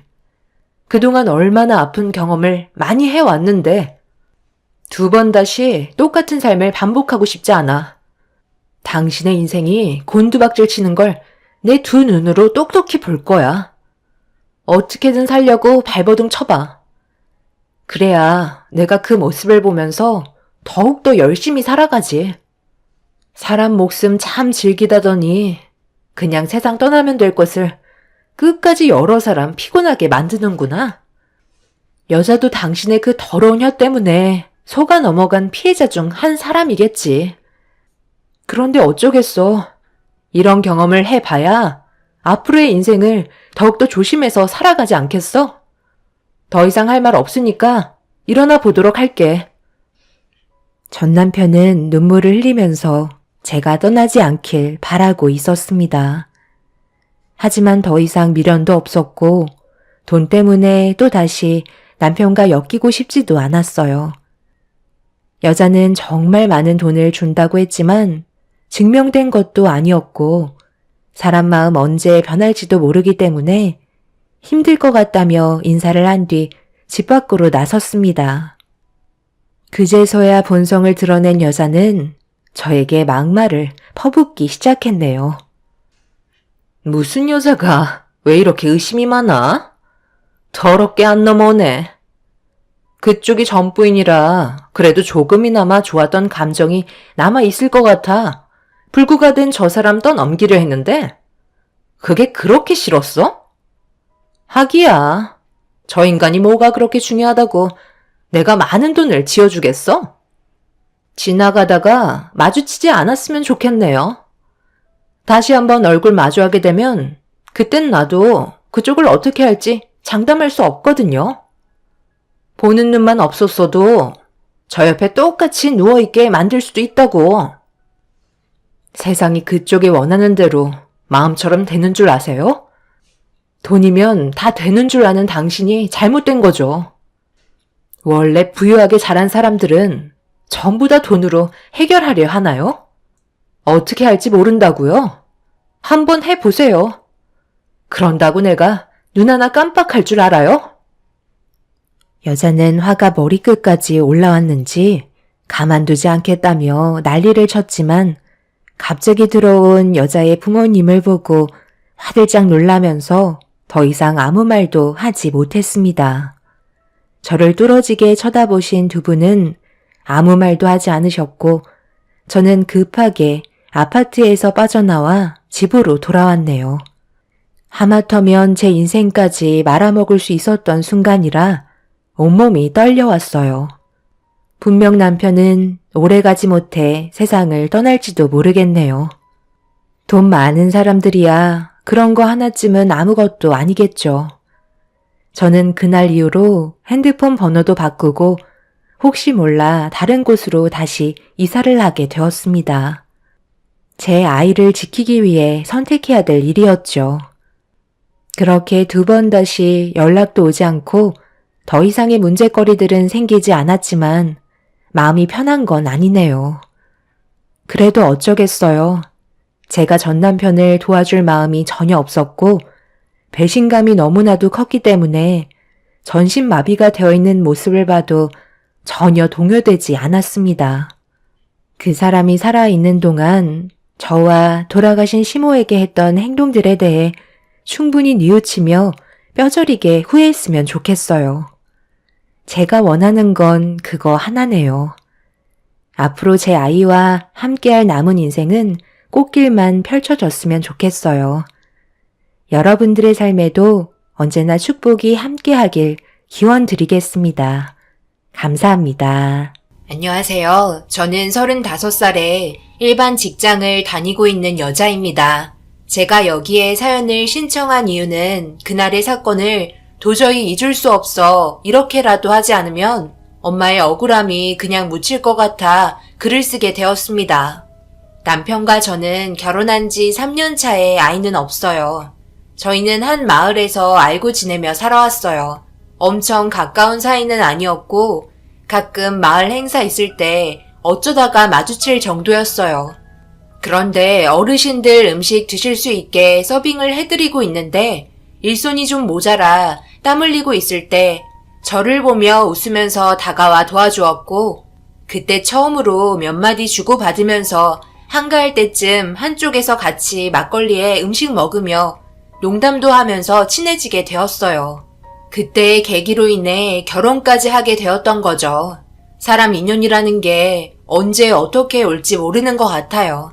인연이 아니라고 생각했던 사람이 저희 남편이 될 거라곤 꿈에도 상상하지 못했었으니까요. 처음 결혼하겠다고 인사드렸을 때 시모의 반응은 썩 좋은 편은 아니었어요. 동네뿐이라고 해서 재산이 비슷하진 않잖아요. 동네 사람들 중에 잘 사는 분들이 있는 반면 금전적으로 많이 부족한 분들도 있었으니까요. 저희는 못 사는 축에 속해 있었고 시댁은 잘 사는 축에 속해 있었습니다. 그래서 불만이 좀 있으셨어요. 비슷한 집안끼리 살아야 힘들지 않다며 반대하시는 듯 했지만 시아버님이 저를 좋게 봐주셔서 시모의 불만은 더 이상 표출되지 않았어요. 그렇게 결혼을 하고 남들처럼 소박하게 잘 지내고 있었죠. 동네 사람들의 경우 어렸을 적부터 알고 지내신 분들이었고 시댁 집안은 저희 동네에 이사 온 지 오래되진 않았어요. 한 10년 정도 된 걸로 알고 있습니다. 하지만 시모가 워낙 남성적인 성격에 리더십이 강해서 사람 모으는 걸 좋아했어요. 부침성도 좋아서 동네 분들과 평소에도 어울려 다니십니다. 그러다 보니 어느새 시부모님이 동네 이장이 되었고 마을 사람들을 휘두를 정도의 자리매김을 하셨네요. 그에 반해 저희 부모님은 증조 할아버지 밑에서 고물상을 함께 운영하시다가 아빠가 세상을 떠나시고 그 빈자리를 채우기 위해 엄마가 더 많은 일을 하게 되었고 매일 허리 굽혀 일을 하다 보니 어느샌가 허리가 굳어지면서 꼽주병에 걸리게 되는 안 좋은 상황까지 발생이 되었습니다. 하지만 부모는 언제나 그렇듯 제 뒷바라지를 해주려고 매일같이 손에 기름때를 묻히며 허리 숙여 일을 하셨고 그런 엄마의 고생을 알기에 일찍이 취업에 뛰어들어 엄마의 고생을 덜어드리고 싶었습니다. 어느 정도 빚도 있는 상태라 하루를 궁핍하게 살아야 했지만 그래도 제가 일을 하면서부터 숨통이 트이기 시작했고 증조 할아버지도 돌아가시면서 고물상을 혼자 운영하시다가 더 이상 버티기 힘드셨는지 처분을 하게 되었어요. 그렇게 엄마는 고물상 일을 젊은 나이에 결혼을 하셔서 거의 40년이라는 세월 동안 일을 하셨어요. 그 전에 일찍 그만두었으면 좋겠다고 몇 번을 얘기했었지만 힘들게 살아온 세월에 때 묻은 곳이어서 그런지 쉽게 그만두지 못했었어요. 하지만 엄마도 몸에 한계가 왔는지 결국 처분하셨고 처분한 재산으로 남은 인생 좋지 않은 몸으로 하루하루 요양을 하면서 지내고 있습니다. 병원에서 엄마의 몸 상태에 대해 치료를 할 수 있는지 해결 방법을 찾으려 했지만 오랜 세월 천천히 진행되어 오면서 발생된 병이기 때문에 정상으로 돌이키기에는 어렵다는 진단을 받게 되었어요. 그렇게 허리 굽은 채로 지내시면서 하시던 일을 안 하셔서 그런지 온몸 여기저기 쑤시기 시작하셨고 집에서만 쉬는 게 답답하셨는지 동네 사람들과 어울리기 시작하시면서 이런저런 일도 도와주기도 하고 도움도 받으며 지내다가 시부모님과도 알고 지내게 되었어요. 저보다 먼저 어느 정도 알고 있었고 그때는 그냥저냥 인사 정도 하는 사이였지만 저와 남편이 결혼한다고 했을 때 시모는 불만을 내비쳤지만 아버님께서 다 큰 자식들의 선택에 너무 개입하지 말라며 서로 행복하게 살기만 바래주라고 격려해 주시면서 아버님이 뒤에서 밀어준 덕분에 저희는 결혼을 하게 되었던 거예요. 이런 상황 속에 평소 내색은 안 하지만 둘이 있을 때 시모의 인성이 나왔고 말 한마디 한마디가 제 뼈를 때릴 정도로 가슴 아팠습니다. 결혼을 했다고 해서 너희도 동네 행사에 참석 안 하면 안 되는 거 잘 알고 있을 텐데. 저번 주에 어버이날 기념 공연했었을 때 음식 준비랑 선물 포장 때문에 봉사 온 사람들도 있었는데 너희들은 왜 안 온 거야? 노래 자랑하는데 매년 참석한 우리 아들이 그날 없어서 얼마나 서운하셨는지 알아? 전화도 안 받고 무슨 상황이 있어서 그랬을 거라 생각하고 이해하려 했지만 도저히 너 행동이 나는 못마땅하구나. 내가 전화했는데 안 받으면 전화기에 부재중이 있었을 텐데 왜 안 한 거지? 나 무시하는 거야? 행사 전주에 설명드렸잖아요. 저희 어머니 수술 받으셔야 해서 그날은 참석을 못한다고요. 남편이 옆에서 필요한 일들 도와주면서 정신이 없다 보니 전화를 못 드렸어요. 그래도 남편이 따로 전화 드렸잖아요. 그리고 어제 이 문제 때문에 겸사겸사 어머님한테 전화했는데 안 받으셔서 아버님께 전화 드렸어요. 어머님께 한 10통은 전화 드린 것 같았는데 모르셨어요? 거짓말하고 있네. 내가 너한테 전화 오나 안 오나 핸드폰만 뚫어지게 쳐다보고 있었는데 어디서 거짓말이야? 거짓말이라뇨. 남편이 옆에 있을 때 같이 전화 드리려고 했었는걸요? 아버님한테도 물어보세요. 다음에는 꼭 참석할게요. 나이도 나랑 비슷하면서 허리는 저 모양이어가지고 내가 속 터져 죽겠다 아주. 맨날 땅만 쳐다보고 다니는데 남들이 누구냐고 물어보면 안 써돈이라고 창피해서 말도 못해. 요즘 내가 쪽팔려서 피해 다니는 거 아니? 집에 좀 처박혀 있으라 해라. 수술 끝난 지 얼마나 됐다고 기어 나와서는 돌아다니고 있어? 그래서 좋아진다는 결과가 나오긴 한 거야? 수술 결과를 알려줘야 할 거 아냐? 일단 수술 결과는 좋게 해결됐어요. 꾸준하게 재활치료 받는 게 일단 중요하다고 하더라고요. 하지만 정상인처럼 될 순 없대요. 통증은 예전보다 가라앉을 거라고 하는데 경과는 지켜봐야 할 것 같아요. 다음에는 꼭 참석할게요. 죄송해요, 어머님.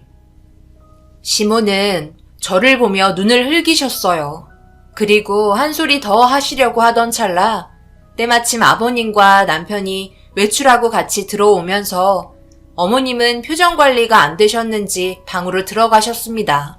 아버님과 남편은 자상하고 온순해서 괜찮은 성격을 가지고 있는데 어머님은 뭔가 그리 불만이 많으신 건지 저런 모습을 보니 한숨만 나왔어요. 저희는 일 때문에 시내권에 신혼집을 마련했는데 그것조차 마음에 들어하지 않으셨어요. 시부모님은 단독주택을 새로 지으셔서 방이 몇 개 여유 있었거든요. 거기에다 신축이었고 저희 부부가 살기에도 문제가 없었지만 함께 지내는 게 아무래도 불편한 것도 있잖아요. 그래서 명절이나 아니면 가끔 주말에 쉬는 정도로만 보냈었는데 그런 점들이 너무 불편하다며 계속해서 불만을 나타내셨습니다. 아버님과 남편이 모르게 지속적으로 저에게 스트레스를 주기 시작하면서 그런 부분들 때문에 임신했을 때 유산까지 하게 되는 불행한 일도 있었어요. 초기에 착상이 되지 않아 자연 유산이 되었고 그때 이후로 단 한 번도 임신 소식을 들을 수 없었습니다. 산부인과에서는 스트레스가 주 요인이라며 최대한 안정을 취하길 권했지만 살면서 회사 일도 힘든데 시어머니의 불만까지 받아주려니 점점 지치게 되더라고요. 남편에게도 그동안 겪었던 문제들에 대해 얘기를 하게 되면 한동안 조용하셨다가 기회를 봐서 더 심하게 화를 내니 차라리 말을 안 하는 게 더 좋을 것 같다고 판단을 하게 되었어요. 그렇게 어쩔 수 없이 어머님 비위 맞추며 큰소리 듣지 않으려 노력하며 살아오다 보니 서로 어느 정도 성격도 알게 되었고 감정 상하지 않을 만큼 서로 조심하며 지내고 있는데 시어머니의 인성을 보게 되었고 엄마를 급하게 병원으로 데려가야만 했습니다. 주말에 회관에서 돼지고기 파티가 열렸는데 벌써 술을 많이 드신 상태였어요. 남편이 회사에 급한 볼일이 있어서 2시간쯤 늦은 상황이었고 주차를 하고 회관 마당에서 노인분들이 저희를 반겨주길래 인사를 하며 걸음을 재촉하고 있는데 멀리에서 엄마가 시모와 함께 걸어 내려오고 있더라고요. 시모의 성격상 절대 그럴 뿐이 아닌데 걷기 힘든 엄마를 부축해서 천천히 내려오고 계셨습니다. 주민분들은 시모가 저희 엄마를 정말 잘 챙겨준다며 시모의 인성을 좋게 보고 있었고 저는 급하게 엄마한테 달려가 제가 대신 부축해 드리려 하는데 그 짧은 순간 제 두 눈으로 충격적인 장면을 보고 말았고 엄청난 사고가 일어나게 되었어요. 내려오면서 시모가 저희 엄마의 발을 걸면서 손으로 등을 밀었고 땅만 보며 쳐다보고 내려오던 엄마는 그대로 얼굴을 땅바닥에 꽂히고 말았습니다. 제가 비명을 지르자 시모는 놀라운 표정을 하며 급하게 저희 엄마를 일으켜 세웠어요. 괜찮냐며 남편을 빨리 오라고 손짓하기 시작했고 엄마는 고통스러운지 얼굴을 부여잡고 계셨습니다. 앞에 턱이 있었는데 그걸 못 보셨나 보다. 빨리 병원에 데려가 봐야 되겠다. 코에서 피가 멈추지 않고 있네. 이를 어쩌면 좋냐? 무슨 소리를 하는 거예요? 제가 두 눈으로 똑바로 보고 있었는데요. 어머님이 저희 엄마 발을 걸면서 등을 밀었잖아요. 제가 두 눈으로 분명히 봤다고요. 어디서 거짓말을 하고 있어요? 엄마, 뭐라고 말 좀 해봐. 시어머니가 지금 엄마 발 걸었잖아. 뭐라는 거야? 내가 왜 쓸데없이 안 쓰던 발을 걸어 넘어뜨리겠니? 얘 봐라. 생사람 잡고 있네. 내가 그럴 사람으로 보이는 거야? 그동안 나를 그렇게 보고 있었어?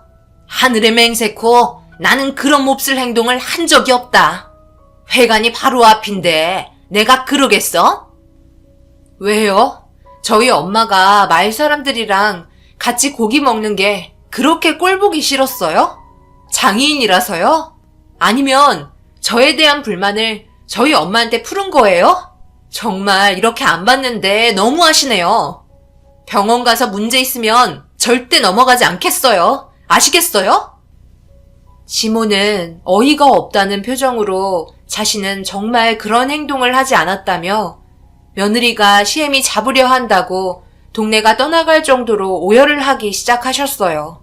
난리가 나기 시작하자 동네 분들은 되려 저에게 화를 내면서 좋은 마음으로 부축해줬는데 시어머니한테 화를 냈다며 점점 상황이 안 좋아졌고 엄마는 출혈이 멈추지 않아 급하게 남편의 부축을 받아 차에 올라탔습니다.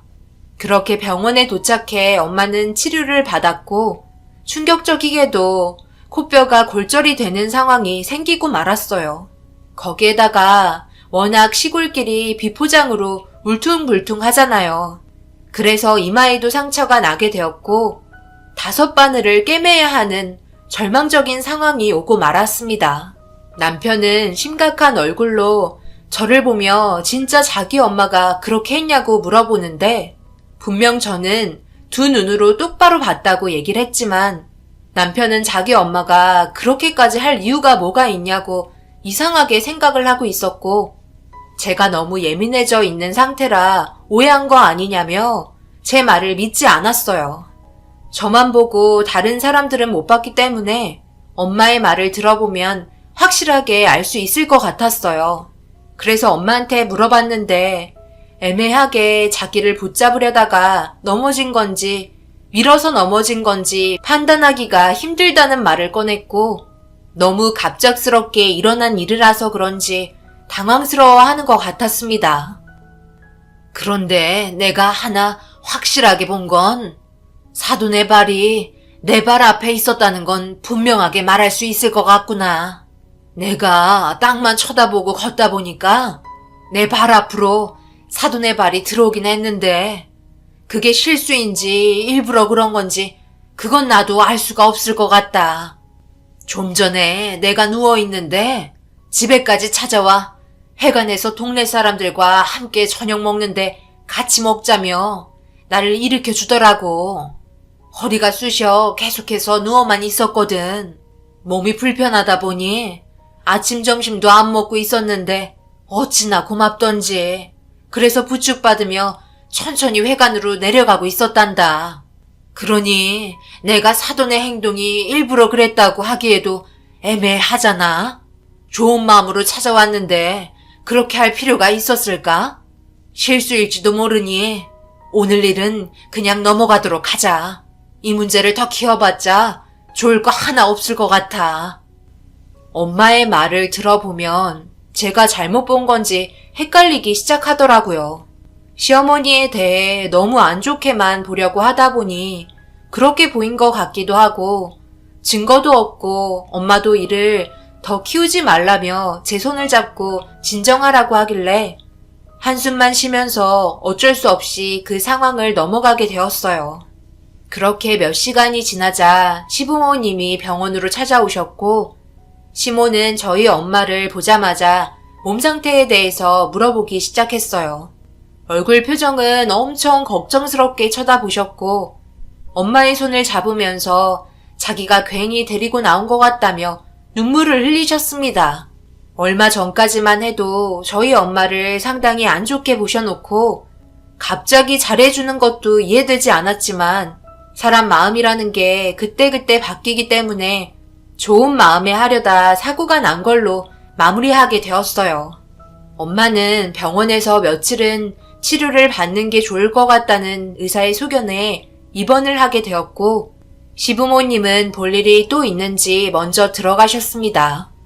저희도 1시간 정도 남편과 엄마 옆에 같이 있다가 집으로 돌아갔어요. 저녁도 먹지 못해 집에서 라면 끓여 남편과 끼니를 때우고 그제서야 진정된 마음으로 한숨 돌릴 수 있었습니다. 그렇게 며칠의 시간이 흐르고 엄마는 다시 집에서 요양을 하며 지내게 되었어요. 엄마가 다치고 나서부터 며칠 동안 곰곰이 생각했어요. 혼자 따로 사는 것보다 차라리 요양원에서 지내는 게 속편할 것 같다고 판단돼 조심스럽게 엄마에게 물어보려 했지만 도저히 입이 떨어지지 않더라고요. 한평생 저를 위해 살아와준 엄마를 늙었으니 요양원에 맡긴다는 게 너무 가슴이 아팠습니다. 그렇다고 이 문제를 남편에게 말하면 분명 시모가 가만히 있을 성격도 아니기 때문에 신중하게 결정을 내려야만 했어요. 당신이 무슨 생각하고 있는지 나도 알고 있어. 그렇다고 장모님이 우리 집에 함께 지내시는 것도 불편하실 거야. 그리고 당신이랑 나도 장모님과 함께 생활을 하다 보면 분명 스트레스 받는 일이 생기기도 할 테고. 그럼 당신이랑 감정적으로 좋지 않은 일들이 없을 거라고는 생각되지 않아. 분명 있을 텐데 그런 것까지 감수하면서 지내는 게 과연 옳은 일일까? 서로 마음 편한 게 제일 중요한 것 같아. 장모님이 요양원 가시는 걸 마음 아파하지 말고 우리가 돌봐드리지 못하니까 도움을 받는 거라고 생각하면 되잖아. 분명 장모님도 요양원에서 보살핌 받으며 지내는 걸 더 원하실 거야. 그러니 그렇게 하는 걸로 하자. 남편의 말이 틀리진 않았어요. 분명 함께 지내면 알게 모르게 스트레스 받는 일들이 생길 거라는 걸 잘 알고 있었습니다. 결국 저는 주말에 엄마 집으로 찾아와 요양원에 대해 신중하게 대화를 이어나갔고, 다행히도 그렇게 하는 게 좋을 것 같다며 긍정적으로 받아들여 주셨습니다. 끼니도 제대로 해결을 못 하시는 게 제일 마음이 안 좋더라고요. 그렇게 어느 정도 엄마와 시간을 보내고 집에서 나왔는데, 한 동네에 살다 보니 저희 집에만 들어갔다가 다시 돌아가기도 뭐해서 어쩔 수 없이 시댁으로 향했어요. 말도 없이 찾아와서 시모는 당황했는지 무슨 일인지 물어봤고, 남편은 저희 엄마의 상태에 대해 설명하며 대화를 이어나가고 있는데, 시어머니는 이 문제를 또 부정적인 시선으로 바라보고 계셨습니다. 그럼 요양원에 들어가는 비용 너희들이 충당하는 거니? 요즘 시설 좋은 곳은 돈도 꽤 많이 들어가는데 앞으로 얼마나 더 산다고 요양원에서 왕놀이 하려는 거야? 나도 늙으면 자식들한테 요양원에 들어가겠다는 말 하지 않을 것 같은데 집 놔두고 무슨 요양원이야? 집에서 지내다가 세상 떠나면 되지. 그렇게 해서 얼마나 더 오래 산다고 자식 등골이나 빼먹으려 하는지. 말이 좀 심하신 거 아니에요? 그리고 요양원 비용은 제가 지불할 거니까 어머님은 신경 쓰지 마세요. 제가 판단하고 결정할 문제예요. 어머님은 한평생 건강하게 살아갈 수 있다고 생각하시는 거예요? 말 조심하세요. 다 돌아가게 될 날이 온다고요. 이번에는 엄마가 말이 좀 심하긴 하셨어요. 제 아내의 어머니인데 그런 식으로 말하는 건 제 이미지까지 깎아내리는 거 잘 아시죠? 그런 것들은 차라리 속으로 생각하세요. 저희도 충분히 상의한 내용이고 생활하는데 문제없이 지낼 수 있으니까요. 시모는 아들이 자기 편 안 들어줬다고 신경질적으로 나오기 시작했어요. 한도 끝도 없는 시모의 불만이 너무 싫었습니다. 괜히 온 것 같아 저 먼저 밖에서 기다리겠다며 현관을 나섰고, 남편도 제 눈치를 살피더니 따라 나섰어요. 집으로 오는 동안 이렇게는 살고 싶지 않아 답답한 마음에 눈물이 흘렀고, 남편은 미안하다며 한숨만 쉬고 있었네요. 인생을 달리 살았던 사람과 결혼하고 함께 살다 보니 마음에 안 맞는 부분들이 분명 있다고 생각해요. 하지만 서로 맞춰가며 상처되지 않게 조심히 알아가면 되는데, 얼굴만 보면 못 잡아먹어서 난리를 치는 시어머니의 행동이 저에게는 정신적으로 너무 힘들었습니다. 내가 이런 말까지 안 하려 했는데 당신이 하는 일 다른 지역에서도 충분히 구할 수 있잖아. 나도 마찬가지고. 그러니까 우리 이사 가지 않을래? 그렇게 하는 게 서로에게 좋을 것 같아. 어차피 우리 엄마도 요양원에 모시면 크게 신경 안 써도 되고, 그리고 우리의 삶도 있는데 마을 행사 굳이 안아줘도 되잖아. 알아서 잘들 하는데 어머님의 한마디로 움직이는 건 아닌 것 같아. 언제까지 이렇게 살아야 하는 건데? 이러다 당신이랑 나와의 사이에도 분명 문제가 생길 수 있을 거야. 그런 걸 원하지는 않잖아? 그야 당연하지. 나도 생각은 하고 있었지만 우리가 생각하는 것처럼 이 문제가 쉽게 해결될까? 당신이 우리 엄마 성격 모르는 것도 아니고 분명 말 꺼냄과 동시에 동네가 떠나갈 정도로 난리 날걸? 나도 가족 모두 화목하게 지내고 싶은 마음에 섣불리 말을 꺼내지 못하고 있었어. 좀 더 시간을 가지고 생각해보자. 내가 아버지한테 말 좀 잘 해볼게. 아버지는 우리의 의견에 충분히 공감해주시고 원하는 대로 하라고 얘기하시겠지만 어머니는 그렇지 못할 거야. 납득할 수 있게 준비를 하는 게 좋을 것 같아.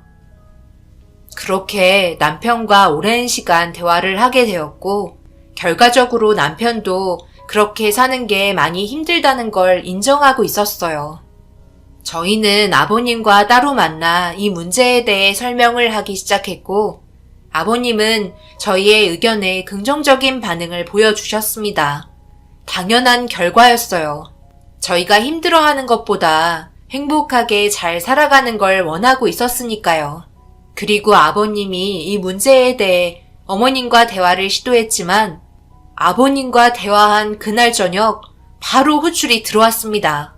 역시나 난리를 치기 시작하더라고요. 절대 안 된다며 주변에 있어주길 원하셨어요. 남편도 듣다 못해 힘들었는지 시모에게 불만을 털어놓기 시작했고 결국 예상한 대로 침착하게 대화가 이루어지기는커녕 동네 사람들 구경거리를 만들 정도로 집안이 난리가 나게 되었습니다. 오열을 하시면서 며느리 하나 잘못 들여와 하나뿐인 아들과 찢어놓으려 한다고 저를 향해 분노하기 시작하셨고 아버님은 도저히 안 되겠는지 저희를 돌려보냈어요. 나중에 다시 얘기하자며 상황은 종료시켰습니다.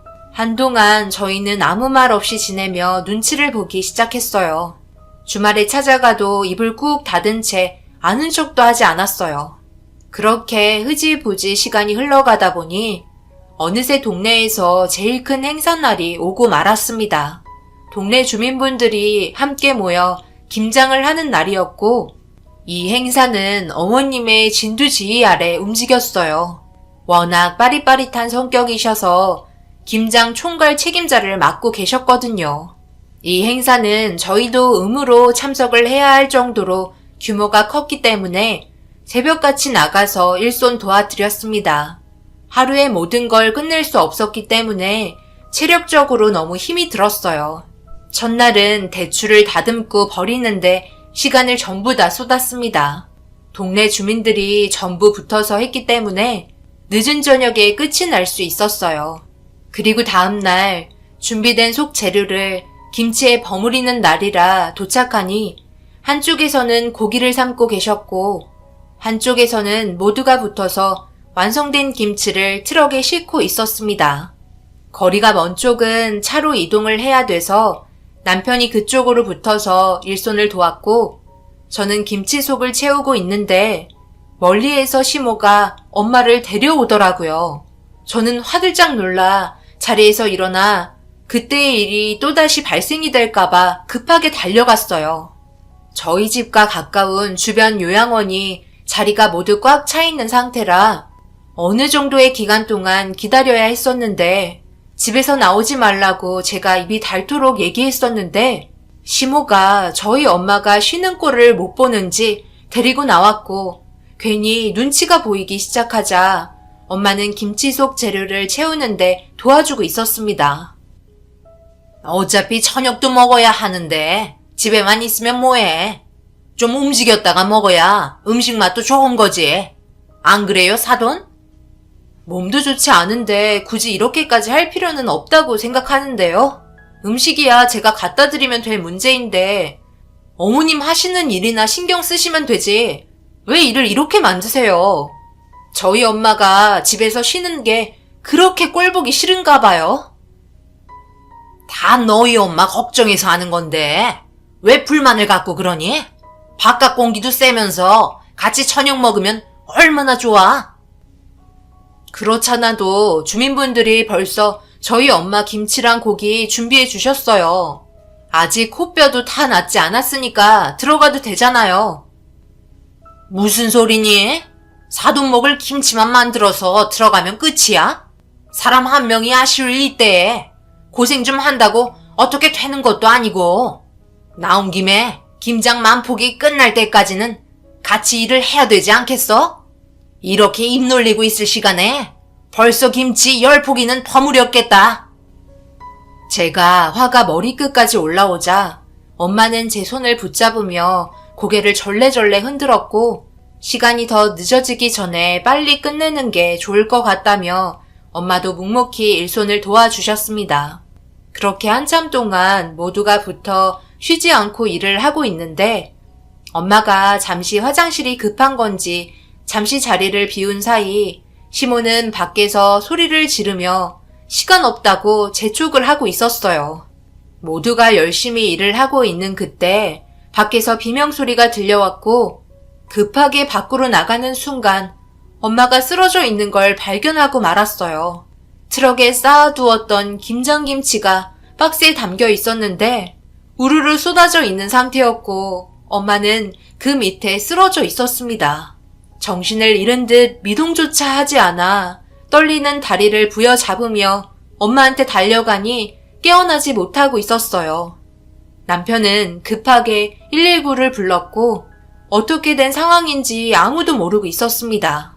그런데 시모가 천천히 앞으로 다가오더니 단단하게 끈으로 묶여 있었는데 풀리면서 박스가 쏟아진 것 같다는 말을 하기 시작했고 제가 확인하지 못해 시어머니를 째려보며 아무 말도 할 수 없었어요.